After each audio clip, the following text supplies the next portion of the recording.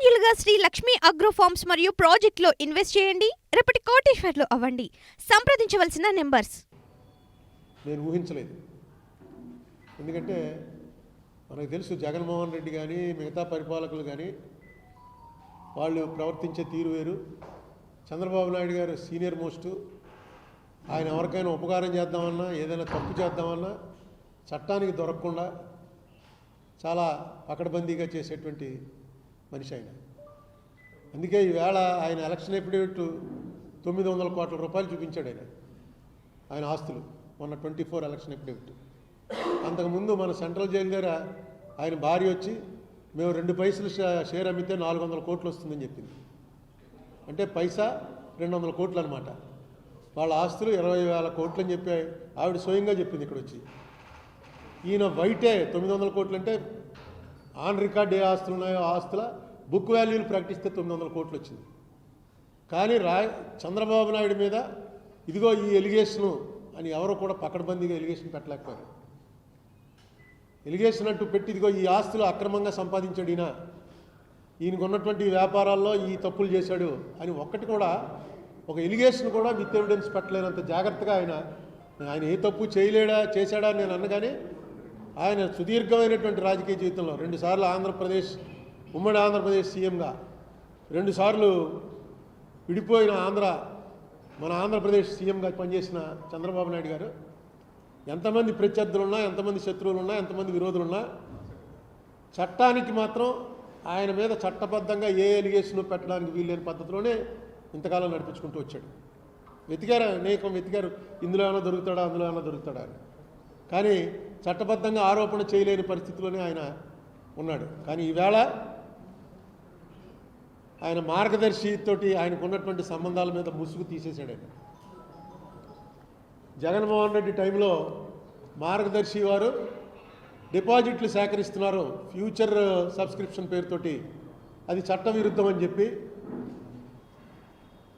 793 కోట్లు ఒకసారి, ఎప్పుడు మే 23 అంటే సంవత్సరం 4 మాసాల క్రితం 793 కోట్లు, జూన్ 23లో 242 కోట్లు, జూలై 23లో 16 కోట్లు. వాళ్ళకు ఉన్నటువంటివన్నీ కూడా బ్యాంకుల్లో ఉన్న డబ్బులన్నీ కూడా అటాచ్ చేశారు. అటాచ్ చేస్తే వాళ్ళు మాకు అన్యాయంగా ఇది అటాచ్ చేశారా, మాది విడుదల చేయండి అని చెప్పి కోర్టులో వేలా. రామోజీరావు గారు కానీ అప్పుడు రామోజీరావు గారు బతికే ఉన్నారు, వారు కోర్టులో వేయలే. వాళ్ళు అటాచ్ చేస్తే అటాచ్మెంట్లోనే ఉన్నాయి ఈ సంవత్సరం నుంచి. ఎప్పుడైతే చంద్రబాబు నాయుడు గారు గెలిచారో నేను అనుకున్నాను ఆటోమేటిక్గా వాళ్ళు కోర్టులో వేస్తారు, ఈ గవర్నమెంట్ ఏం మాట్లాడదు, హాస్టైల్ అయిపోతుంది, వాళ్ళు విత్డ్రా చేసి పట్టుకెళ్ళిపోతారని. అది సహజంగా జరిగేదే ఉపకారం చేయాలనుకుంటే. ఇప్పుడు కేసీఆర్ గారి టైంలో వీళ్ళు 2018 డిసెంబర్ 31వ తారీఖున కేసు కొట్టేశారు రామోజీరావు గారి మీద కేసు. దాని మీదే కదా నేను సుప్రీంకోర్టుకి వెళ్ళాను. అప్పుడు కేసీఆర్ గవర్నమెంట్ ఏం సహకరించింది, ఒకవేళ సహకరించుంటే అది కూడా మనం చెప్పలేము. ఎందుకంటే అప్పుడు కేసీఆర్ గారిది ఆపద్ధర్మ ప్రభుత్వం. ఆయన రాజీనామా చేశాక ఈ కేసు స్టార్ట్ చేశారు వాళ్ళు. ప్రాసిక్యూటర్ వచ్చి కూర్చున్నాడు, ఏం మాట్లాడలే. జడ్జి గారు అడిగింది ప్రాసిక్యూటర్ని, ఏమన్నా అంటే ఆయన ఏం మాట్లాడలేదు. కాబట్టి వీళ్ళ వాదన ప్రకారం కేసు కొట్టేస్తున్నాను. అలాగే చంద్రబాబు నాయుడు గారు గవర్నమెంట్ ఏదో ఉపకారం చేస్తుంది అనుకున్నాం. కానీ డైరెక్ట్గా జగన్మోహన్ రెడ్డి టైంలో ఏదైతే హైకోర్టులో అప్పీల్ ఉందో హైకోర్టు అప్పీల్ని విత్డ్రా చేసుకుంటూ ఈ డబ్బుల ఫీజు మొత్తం ఇచ్చేసి డబ్బులు వెనక్కి ఇచ్చేయమని చెప్పి గవర్నమెంటే చెప్పేసింది. అంటే ఇంకా మేము అధికారంలో రాగానే నిన్ను కాపాడతాం అన్నదానికి అర్థం ఏంటంటే డైరెక్ట్గా కేసే లేకుండా చేస్తామని. ఇది ఓపెన్గా ఇది చంద్రబాబు నాయుడు గారు నేను అనుకోవటం చంద్రబాబు నాయుడు గారి హిస్టరీలో ఇంత ఓపెన్గా చేసినటువంటి తప్పు ఇది. ఎందుకంటే ఖచ్చితంగా ఫ్యూచర్ సబ్స్క్రిప్షన్స్ అనేవి తీసుకుంటే ఎలా తీసుకోవాలన్నది రిజర్వ్ బ్యాంక్ గైడ్లైన్స్లో ఉన్నాయి. రిజర్వ్ బ్యాంక్ గైడ్లైన్స్లో యాక్చువల్ చిట్ ఫండ్ యాక్ట్లో ఉన్నదాన్ని సరే మార్గదర్శి చిట్ ఫండ్ వాళ్ళు ఓపెన్గా చెప్పేస్తారు, మేము ఈ చిట్ ఫండ్ యాక్ట్ ఫాలో అవ్వం, మేము కంపెనీ యాక్ట్ ప్రకారం మా వ్యాపారం నడుపుతున్నాం, చిట్ ఫండ్ యాక్ట్ మాకు వర్తించదు, ఏపీ చిట్ ఫండ్ యాక్ట్కి మాకు సంబంధం లేదు అని డైరెక్ట్గా వాళ్ళు చెప్పినటువంటివన్నీ రికార్డులు వాళ్ళు చెప్తుండగా తీసిన వీడియోలు కూడా నా దగ్గర ఉన్నాయి. నేను అన్ని రైట్ టు ఇన్ఫర్మేషన్ కింద తెప్పించుకున్నాను. అది ఎప్పుడో అవసరం వచ్చినప్పుడు చూపించవచ్చు. అది కాదు ఇష్యూ. ఈ ఫ్యూచర్ సబ్స్క్రిప్షన్కి సంబంధించి క్లియర్గా యాక్ట్లో ఉంది, all consolidated payments of future subscriptions by a foreman shall be deposited by him in an approved bank mentioned in the chit agreement before the date of the succeeding installment, and the amount so deposited shall not be withdrawn except for payment for future subscriptions. నీ మీద నమ్మకం లేదు నాకు. మొన్న last time చెప్పాను కదా, నువ్వు చీటీ పాడుకున్నావు, ₹1,00,000 చీటీ పాడుకుంటావు, 60,000కి పాడుకున్నావు. పాడుకుంటే నీకు 60,000 ఇవ్వాలి, కానీ నువ్వు అప్పటి వరకు కట్టింది 30,000 ఉంది. నీ 30,000 నీకు ఇస్తారు, మిగతా 30,000 నువ్వు ఫ్యూచర్ సబ్స్క్రిప్షన్ మా దగ్గర ఉంచుకుంటున్నావు అంటారు. ఉంచుకోవచ్చు, కానీ అది ఎక్కడ పెట్టాలి? ఒక బ్యాంకులో పెట్టాలి. బ్యాంకులో పెట్టి నువ్వు ఏ నెల అయితే కట్టలేదో ఆ నెల ఇమ్మీడియట్గా ఆ డబ్బు దీంట్లో ట్రాన్స్ఫర్ చేయాలి. వీళ్ళు ఏం చేస్తున్నారు? ఆ డబ్బు అంతా తీసుకెళ్ళి వాళ్ళ అకౌంట్లో పెట్టుకుంటున్నారు, వాళ్ళు వాడుకుంటున్నారు. అది పైపెచ్చి దానికి 2 to 5% వడ్డీ కూడా ఇస్తున్నారు. సంవత్సరం అయితే ఎంత, 2 సంవత్సరాలు అయితే ఎంత అని వడ్డీ క్లియర్గా రాసిస్తున్నారు. పైన ఉన్నటువంటి డిపాజిట్ అనేది తీశారు అంతే. ఫ్యూచర్ సబ్స్క్రిప్షన్ అని పెట్టారు. పెట్టకూడదు అని యాక్ట్లో క్లియర్గా ఉంది. క్లియర్గా యాక్ట్లో ఉన్నప్పుడు వాళ్ళు పెట్టారని వీళ్ళు ఆరోపణ చేశారు. చిట్ ఫండ్ కంపెనీ మళ్ళీ ఆర్బీఐ పర్వ్యూలోకి వస్తుంది. మరి చంద్రబాబు నాయుడు గారు ఎందుకు ఇది చేశారో, రేపు 11వ తారీఖున నాది వాయిదా వస్తుంది మార్గదర్శి ఫైనాన్షియర్స్ది. ఇప్పటి వరకు 4 వాయిదాలు అయ్యాయి. 4 వాయిదాల్లో ఆంధ్రప్రదేశ్ గవర్నమెంట్ తరఫున అడ్వకేట్లు వచ్చి మాకేం ఇన్స్ట్రక్షన్స్ లేవంటున్నారు, వాయిదా అడుగుతున్నారు. మొన్న క్లియర్గా చెప్పేశారు జడ్జి గారు, 11వ తారీఖు ఆఖరి వాయిదా, ఆ వాయిదా కరెక్ట్గా రండి అని, ప్రిపేర్ అయ్యి రండి అని. అక్కడ కూడా ఎలాంటిది ఏదో చేయబోతున్నారు నాకు అర్థమవుతుంది. ఎందుకంటే ఇంత ఓపెన్గా చేయని అవసరం లేదు. వాళ్ళకి సాయం చేయాలనుకున్నా మీరు మిమ్మల్ని ఎవరైనా తీసుకెళ్ళి పోలీస్ స్టేషన్లో పెడితే నేను పోలీసులకు ఫోన్ చేసి మా వాడిని లోపల పెట్టేసాట కొంచెం చూడవా అని చెప్పడం వేరు, పోలీస్ స్టేషన్ మీదకి వచ్చి ధర్నా చేయటం వేరు. ఇది రెండో టైపు. ప్రభుత్వంలో ఉన్న చంద్రబాబు నాయుడు గారు ముఖ్యమంత్రి ఇంత అనుభవజ్ఞుడు. పోనీ ఏదో జగన్మోహన్ రెడ్డి లాంటి వాడు తెలియదండి, అతనికి ఏం తెలుసండి, ఫస్ట్ టైం సీఎం అయ్యాడు, ఏదో చేస్తున్నాడు, అంతకుముందు మినిస్టర్ చేశాడా, అంతకుముందు ఎక్కడైనా గవర్నమెంట్లో ఉన్నాడా అనుకోవటానికి చంద్రబాబు నాయుడు గారికి తెలుసున్నంత ఈ ఫైనాన్స్. ఎందుకంటే ఆయన విజనరీ, ఆయనే చెప్తూ ఉంటాడు, ఆయన విజనరీ, ఏమి రాబోతుందో చూడగలిగినటువంటి శక్తి ఉంది. కానీ ఇక్కడ ఆయన ఫెయిల్ అయ్యాడు. ఆయనకి చరిత్రలో ఇది పెద్ద మచ్చ అవబోతోంది. ఎందుకంటే 4 సార్లు ముఖ్యమంత్రి, మీ రికార్డు ఎవడో బ్రేక్ చేయలేడు. ఆంధ్రప్రదేశ్ అంటూ ఎవడన్నా నాలాంటి బుక్ రాస్తే అందులో ఆల్మోస్ట్ 1/3 మీ పేజెసే ఉంటాయి. మీరు చేసిన మంచి, మీరు చేసిన చెడు, మీరు తెచ్చుకున్నటువంటి ఫాలోయింగ్, మీరు తెచ్చుకున్నటువంటి వ్యతిరేకత. అటువంటిది ఇంత ఓపెన్గా ఎందుకు చేశారో ఆయన నాకు అర్థం అలా, ఎందుకు చేయవలసి వచ్చిందో. జీవో ఇచ్చి డైరెక్ట్గా డబ్బులు రిలీజ్ చేసేయండి అని మీ యొక్క అభిమానాన్ని ప్రకటించుకోవడానికి మీరు చేసినటువంటి పని మాత్రం కరెక్ట్ కాదు. ఎందుకంటే ఈ కేసు ఆగదు ఇక్కడ, ఇది గ్యారంటీగా ముందుకెళ్తుంది. నేను కాకపోతే ఎవడెవడ పట్టుకుని దీన్ని ముందుకు తీసుకెళ్తాడు. ఇప్పుడు మిమ్మల్ని కూడా పార్టీ చేసేటువంటి పరిస్థితి వచ్చింది. ఇంత పూర్వం అయితే మార్గదర్శికి వ్యతిరేకంగానే వెళ్ళాలి. నేను వెళ్ళాను మార్గదర్శికి వ్యతిరేకంగా, అక్కడ కేసీఆర్ని పార్టీ చేయాలి. నేను మార్గదర్శి వాళ్ళనే పార్టీ చేశాను, కేసీఆర్ని ఇంప్లీట్ చేయమని అడిగాను, ఆంధ్రప్రదేశ్ గవర్నమెంట్ని ఇంప్లీట్ చేయమని అడిగాను. వాళ్ళని కూడా విచారించి వాళ్ళు ఏం చెప్తున్నారో విని తీర్పు ఇవ్వండి అని అడిగాను. నా ప్రేయరు.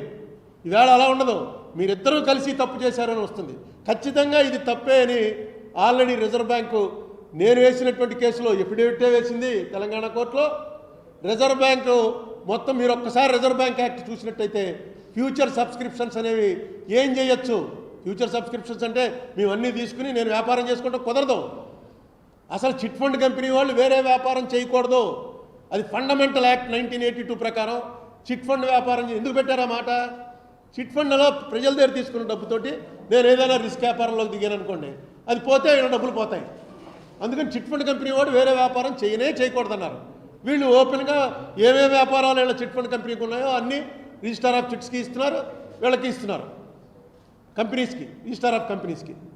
ఈ జరిగింది మాత్రం చాలా. ఇప్పుడు వీళ్ళ దగ్గర ఎప్పుడు చూసినా, ఏ సంవత్సరం బ్యాలెన్స్ షీట్లో చూసినా కనీసం 300 కోట్ల రూపాయలు ఉంటాయి వీళ్ళ దగ్గర మార్గదర్శి అకౌంట్స్లో. ఏంటంటే ఫ్యూచర్ సబ్స్క్రిప్షన్స్ కింద వసూలు చేసిన డబ్బు. ఇంకా విచిత్రం ఏంటంటే వాళ్ళ దీని ప్రకారం లాస్ వస్తూ ఉంటుంది. లాస్ చూపిస్తారు, 50 కోట్లు లాస్ వచ్చింది అని. పైన మాత్రం సర్ప్లస్ ఫండ్స్ 400 కోట్లు ఉంటాయి. సర్ప్లస్ ఫండ్స్ వేరు, ప్రాఫిట్ లాస్ వేరు. అంత సర్ప్లస్ ఉన్నప్పుడు లాస్ ఎలా వచ్చింది అంటే అది ఫ్యూచర్ సబ్స్క్రిప్షన్స్.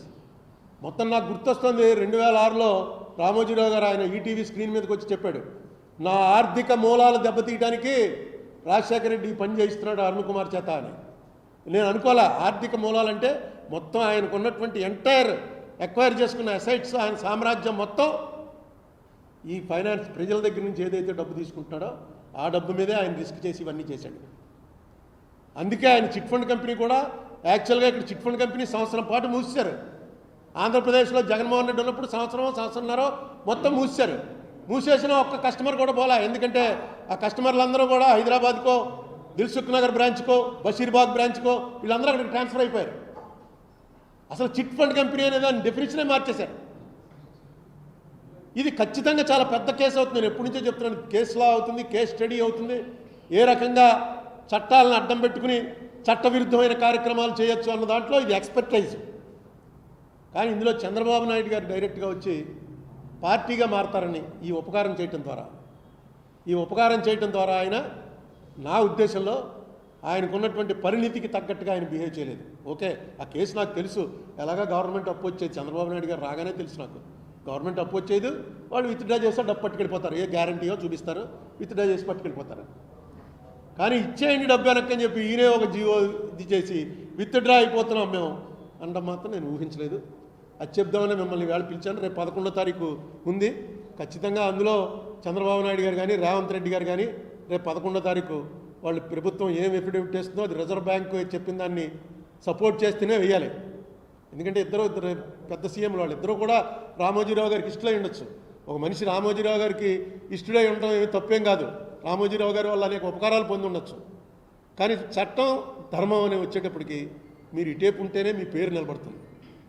లేకపోతే మాత్రం ఈయన ఉపకారం చేసిన వాళ్ళకి ప్రత్యుపకారం చేయడం కోసం మొత్తం చట్టాలన్నీ కూడా తొంగలో తొక్కేస్తాడు, ఏం పట్టించుకోడు అన్నది మంచి పేరు మాత్రం కాదు. ఎందుకంటే మీది చరిత్రలో ఉంటారు. మీరు చాలామంది ముఖ్యమంత్రులు వస్తుంటారు, పోతుంటారు. 4 సార్లు ముఖ్యమంత్రి చేసిన వాడు ఎవడో లేడు.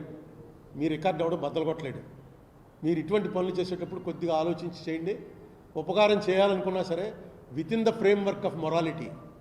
పబ్లిక్ ఏమనుకుంటారో అనేటువంటి ఒక ఆలోచనలో మీరు నిర్ణయం తీసుకోవాలని కోరుతున్నా. అంతకుమించి చంద్రబాబు నాయుడు గారి స్టేటస్లో మనిషికి నేను ఎందుకంటే ఈ కేసులో ఇన్వాల్వ్డ్ కాబట్టి, నా వాయిదా 11వ తారీఖు వస్తుంది కాబట్టి ఈవేళ ప్రెస్ మీట్ పెట్టి, ఎందుకంటే వాళ్ళతోటి నేను మాట్లాడేంత లెవెల్లో మనిషిని కాదు. నేను ఈ టైంలో ఏదైనా లెటర్ రాద్దాం అనుకున్నాను. లెటర్ రాసినా అది పెద్ద వాళ్ళ దగ్గరికి వెళ్ళేంత టైం వాళ్ళకు ఉండదు. ఇద్దరు అక్కడేమో ఆయన హైడ్రాలో పడి ఉన్నాడు, ఈయనేమో ఇక్కడ వాటర్ దెబ్బకి ఈయన రోజు చూస్తున్నాం కదా, ఈయనే వెళ్ళి డైరెక్ట్గా మొత్తం విలేజెస్ ఎక్కడెక్కడ మునిగిపోయారు ఆ ప్రాంతాలన్నీ తిరుగుతున్నాడు ఈయన. ఈ పరిస్థితుల్లో నేను ఏదో లెటర్ రాయటం, ఆ లెటర్ వాళ్ళు చూడలేదు అనుకోవటం ఇవన్నీ ఎందుకని చెప్పి మీ ద్వారా అయితే ఖచ్చితంగా వాళ్ళకి అందుతుందని నా నమ్మకం. చూద్దాం ఏం జరుగుతుందో. రేపు 11వ తారీఖున వాళ్ళు ఏం వేస్తారో ఏదో చూద్దాం. 300, 400 అలా ఉంటుంది ఎవ్రీ బ్యాలెన్స్ షీట్లో. 400 కోట్లు, 300 కోట్లు అలా కడుతూ ఉంటారు, మళ్ళీ తీస్తుంటారు, మళ్ళీ కొంతమందికి పే చేస్తుంటారు. ఇది అసలు పెద్ద ఇదేంటంటే ఇందులోనూ మొన్న ఇక్కడ రాజమండ్రిలోనే ఒక ఆయన ఒక ఎఫిడేవిట్ ఇచ్చాడు. ఆ ఎఫిడేవిట్ చూశాను నేను. ఆయన చెప్పాడు, నేను మార్గదర్శి చిట్ ఫండ్స్లో దాచుకుంటాను, 1 కోటి రూపాయలు ఉంది ఇప్పుడు, దానికి ట్యాక్స్ ఉండదు, ఎందుకంటే వాళ్ళే వచ్చి నా దగ్గర అగ్రికల్చరిస్ట్గా తీసుకెళ్తారు. నేను రిటైర్డ్ ఇంజనీర్ని, నాకు పెన్షన్ వస్తుంది, నా కూతుర్లు అమెరికాలో ఉన్నారు, వాళ్ళు అక్కడి నుంచి డబ్బు పంపిస్తారు నాకు, ఆ డబ్బు కూడా నా పేరులో డిపాజిట్ చేస్తాను. నేను ఎందుకు ఇన్నేళ్ల నుంచి ఇందులోనే డిపాజిట్ చేస్తానంటే ఈ డబ్బుకి ఏ రకమైనటువంటి ఇబ్బందులు లేవు, లిటిగేషన్ లేవు, అన్నీ వాళ్ళే ఇంటికి వచ్చి నా దగ్గర సంతకం పెట్టించుకుంటారు, ఇన్కమ్ ట్యాక్స్ రిటర్న్స్ కూడా వాళ్ళే వేస్తారు. నాకు ఈ వయసులో నాకు హ్యాపీగా ఉంది, అందుకని ఇంట్రెస్ట్ తక్కువైనా సరే ఇక్కడే వేసుకుంటున్నాను అని డైరెక్ట్గా ఎఫిడవిట్ ఇచ్చాడు. ఇది మామూలు పరిభాష మీరో నేను చేస్తే మనీ లాండరింగ్ ఇది. ఎందుకంటే ఆ డబ్బుకి అకౌంట్ చూపించాలి, ఆ డబ్బు చెక్కు రూపంలో ఇవ్వాలి, వేరే వాళ్ళ డబ్బు మీరు వేయటానికి లేదు. ఎందుకంటే రూల్స్ పెట్టారు కొన్ని, మాకు రూల్స్ వర్తించమండి, మమ్మల్ని అడిగాడు, మేము ఎవరన్నా మీకు కంప్లైంట్ ఇచ్చారా మా మీద అంటే కంప్లైంట్ ఎందుకు ఇస్తారు? ఆ డబ్బులన్నీ కూడా అన్అకౌంటెడ్ మనీ. ఇవాళ వీళ్ళ దగ్గర తిరుగుతున్నటువంటి మొత్తం డబ్బులో అట్లీస్ట్ 70% అది అమౌంట్. లేకపోతే చిట్ ఫండ్ కంపెనీ మీకు ఎవడన్నా ఒకరిని చూపించండి, మార్గదర్శి చిట్స్లో చేరి చీటీ పాడుకునే వ్యాపారం చేశానండి అని ఎవరన్నా చూపించండి. ఇప్పుడు చిట్ ఫండ్ కంపెనీలు రాజమండ్రిలో 30-40 ఉన్నాయి. అందులో చేరతారు, వ్యాపారం తీసుకుంటారు, మళ్ళీ కడుతూ ఉంటారు, వాళ్ళు మళ్ళీ కట్టకపోతే వాళ్ళు ఆస్తులు రాయించుకుంటూ ఉంటారు, రకరకాలు జరుగుతుంటాయి. మార్గదర్శి చిట్ ఫండ్స్లో 10%, 12% కూడా ఉండరు అనుకుంటున్నాను. 1 కోటి రూపాయల చీట్లు ఉన్న వాళ్ళే దాదాపుగా ఒక 500-600 మంది ఉన్నారు. 1 కోటి రూపాయల చీట్లో జాయిన్ అవ్వడం అంటే చీటీ పాడుకుందామని కాదు, ఆ డబ్బు సేఫ్. బ్యాంకులో వేస్తే ట్యాక్స్ వాడు పట్టుకుంటాడు, వీళ్ళ దగ్గర వేస్తే సేఫ్, ఇంక దాని జోలికి ఎవడో వెళ్ళడం, అలా చేసుకుంటూ వస్తున్నారు. ఇది యాక్చువల్గా నేను ప్రూవ్ చేయబోతున్నాను. నా కేసులో చేయొచ్చు, రేపు ఆర్గ్యుమెంట్లో ఇదే చెప్పిపోతాను. నా దగ్గర మొత్తం ఎంటైర్ స్టాటిస్టిక్స్ ఉన్నాయి. ఆ? ఉమ్. అవును, మీకు 99 ఏళ్ల మనిషి వచ్చి ఇలా చెరుగ్గా నవ్వులుతుంది. ఏదో కాల్గేటో పెప్సోడెంట్ ఏదో పేస్ట్ పేరు చెప్పి ఆ పేస్ట్తో పళ్ళు తోముకో అని చెప్తుంది. అంటే నిజంగా మీరు అలా చేశారంటే పళ్ళు గిళ్ళు ఊడిపోతాయి. మనకు అంత వయసు లేకపోయినా మనం 50లో ఉన్న ఇదేదోట ఈ పేస్ట్తో రుద్దుకుంటారు. అడ్వర్టైజ్మెంట్ అన్న తర్వాత కరెక్ట్గా వాళ్ళకి అడ్వర్టైజ్మెంట్. నెక్స్ట్ నేను మార్గదర్శి ఇప్పుడు ఉందండి, 1997లో రూల్ తీసుకొచ్చారు. ఏది కంపెనీ అయితే కానీ చేయటానికి వీలు లేదు. 1997లో అప్పటికే వీళ్ళు చేస్తున్నారు. వీళ్ళ దగ్గర ఒక కంపెనీ రెడీగా ఉంది. దాని పేరేంటి, మార్గదర్శి ఫైనాన్షియల్ సర్వీసెస్ లిమిటెడ్ అని ఒకటి ఉంది వాళ్ళకి. వెంటనే పైన మార్గదర్శి ఫైనాన్షియల్స్ అన్నదానికి మార్గదర్శి ఫైనాన్షియల్ సర్వీసెస్ లిమిటెడ్ అని మార్చారనుకోండి, వ్యాపారం హ్యాపీగా చేసుకోవచ్చు.